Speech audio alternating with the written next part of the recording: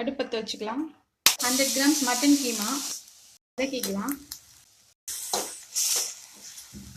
Half cook ஆகிடுச்சு. இந்த ஸ்டேஜில் 3 க்ரீன் சில்லிஸ், ஒரு பெரிய சைஸ் தேங்காய் இந்த மாதிரி குட்டி குட்டியாக கட் பண்ணி வச்சுருக்கோம்.